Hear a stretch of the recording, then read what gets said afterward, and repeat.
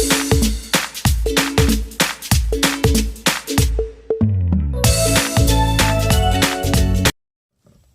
Everyone, মোৰ এটা নতুন ভিডিঅ'তে সকলোকে স্বাগতম জনাইছোঁ। আশা কৰোঁ সকলোৱে ভালে আছে। আজি মই আপোনালোকলৈ এটা নতুন ৰেচিপি লৈ আহিছোঁ। ব্ৰেকফাষ্ট ৰেচিপি হয়। আপোনালোকে ভিডিঅ'টো চাই থাকিলে গম পাব। হয়তো থাম্বনেইল দেখিও গম পাইছে সকলোৱে কি ৰেচিপি দিছোঁ মই। আপোনাৰ ৰান্ধনীসকলে হয়তো সদায় ভাবি থাকে যে ব্ৰেকফাষ্ট টাইমত মানে কি বনাওঁ কি নবনাওঁ। তে সেইকাৰণে ভাবিলোঁ মই আজি ব্ৰেকফাষ্টত কি বনাইছোঁ আপোনালোকৰ লগত অলপ শ্বেয়াৰ কৰি দিওঁ। তে চাই থাকক ভিডিঅ'টো শেষলৈকে, তেতিয়া গম পাই যাব। আৰু যদি মোৰ ভিডিঅ'টো ভাল লাগে তেনেহ'লে লাইক কৰিব আৰু কমেণ্ট কৰিব। যদি নতুনকৈ চাইছে চেনেলটো ছাবস্ক্ৰাইব কৰি দিব আৰু কাষত থকা বেল আইকনটো দবাই থ'ব। তেতিয়া মই যিবোৰ ভিডিঅ' বনাওঁ মানে আপোনালোকে সহজতে সোনকালে চাব পাৰিব। আৰু যদি ভাল লাগে তেনেহ'লে চাই যাব মোৰ ভিডিঅ'বোৰ আৰু আগুৱাই যোৱাত সহায় কৰিব। ইমানেই আৰু। তে চাই থাকক মোৰ ৰেচিপিটো মইনো কি বনাইছোঁ। এয়া মই আটাখিনি মঠি পেলাই 15-20 মিনিট সময় ৰাখিলোঁ। আৰু মই নুডলছখিনি নিমখ আৰু অকণমান হালধি দি পেলাই বইল কৰি ল'লোঁ। আপোনালোকে নিমখ হালধি নিদিয়াকৈও বইল কৰিব পাৰে। আৰু ইয়াত ভাজোতে বিভিন্ন ধৰণৰ শাক পাচলি যেনে ধৰক বন্ধাকবি, বিলাহী এইবোৰ ব্যৱহাৰ কৰিব পাৰে আৰু পিঁয়াজো ব্যৱহাৰ কৰিব পাৰে। মই কিন্তু একেবাৰে চিম্পুল ব্যৱহাৰ কৰিছোঁ, ইমানো একো ব্যৱহাৰ কৰা নাই, জাষ্ট অলপমান মছলাহে ইউজ কৰিছোঁ। আৰু ইফালে মই কেৰাহীখন গৰম হ'বলৈ দি তাতে অলপমান ৰিফাইন তেল দিছোঁ। আৰু এতিয়া মই নুডলছখিনি ফ্ৰাই কৰি ল'ম। নুডলছখিনি দিলোঁ। 5 মিনিটমান সময় নুডলছখিনি মই মছলাৰ সৈতে মিক্স কৰি পেলাই ভাজি ল'ম।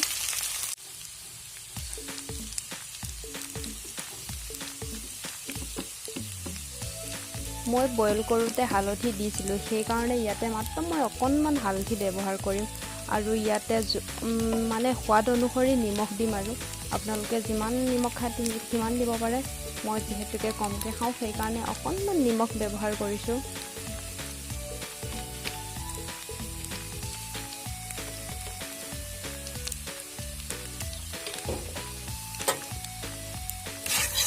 গেছটো মিডিয়াম ফ্লেমত ৰাখি অলপমান সময় লৰাই লৈছোঁ। আৰু ইয়াতে মই ব্যৱহাৰ কৰিম অলপ মছলা। আপোনালোকে যিকোনো ধৰণৰ মছলা ব্যৱহাৰ কৰিব পাৰে। মিট মছলা দিব পাৰে, গৰম মছলা দিব পাৰে, জিৰা পাউডাৰ, জলকীয়া দিব পাৰে, যিকোনো দিব পাৰে। আৰু মছলা আপোনালোকে যি মছলা খাই ভাল পায় সেইবিলাক দিব পাৰে। মই ইয়াতে 5টা মছলাকে ইউজ কৰিছোঁ। আৰু ইফালে মই অলপমান সময় এতিয়া ভালদৰে মিলাই ল'ম।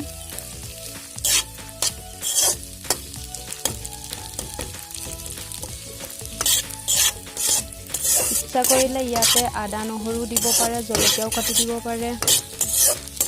মই আগতেই কৈছোঁ আপোনালোকক মই বহুত চিম্পুলকৈ বনাইছোঁ, সেইকাৰণে ইয়াত একো এড কৰা নাই।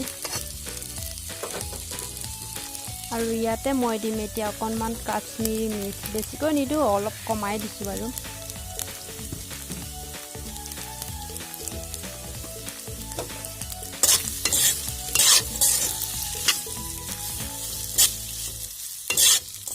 এইখিনি এতিয়া মই আকৌ এবাৰ ভালদৰে এনেকৈ মিলাই ল'ম। আৰু এতিয়া মোৰ এইখিনি ভাজি হৈ গৈছে।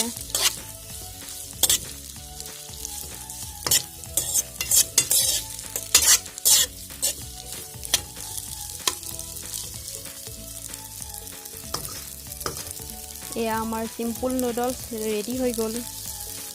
মঠি থোৱা আটাখিনি মই এতিয়া 4টাকৈ গোল লাড়ু বনাই ল'লোঁ। 4খন যিহেতুকে ৰোল বনাম সেইকাৰণে মই 4টা গোলকৈ লাড়ু বনাই ল'লোঁ। এয়া মই টাৱাখন গৰম হ'বলৈ দি 4খন ৰুটি বেলি ল'লোঁ। ইমান ডাঠো কৰা নাই, ইমান পাতলাও কৰা নাই।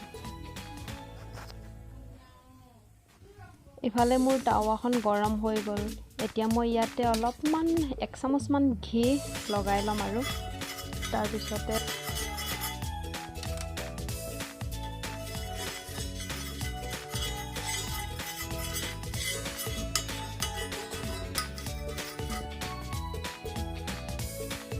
এনেদৰে গোটেই টাৱাখনতে ঘি দি ল'লোঁ। আৰু এতিয়া মই তাতে ৰুটিখন দিম। দি পেলাই ৰুটিখনৰ ওপৰত আকৌ অলপমান ঘি মিলাই দিম।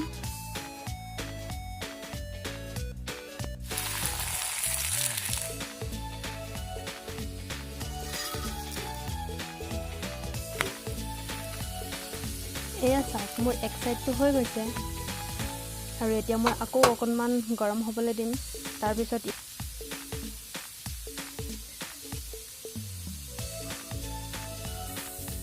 ৰুটিখন আকৌ এবাৰ ইলুটি সিলুটি কৰি ইয়াৰ ওপৰত মই নুডলছখিনি দি এনেদৰে নুডলছখিনি দি ল'ব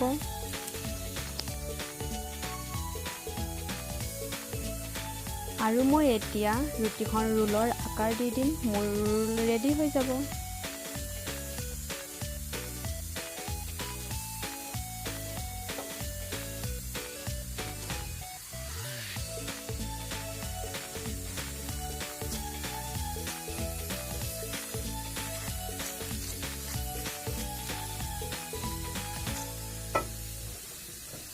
এয়া চাওক মোৰ ৰোল ৰেডি হৈ গ'ল এতিয়া মই বাকি কেইখনো এনেদৰে বনাই লম কেনেকুৱা হৈছে কমেন্ট কৰি জনাব আৰু ভিডিঅ'টো চোৱাৰ বাবে ধন্যবাদ আৰু এবাৰ ট্ৰাই কৰি চাবচোন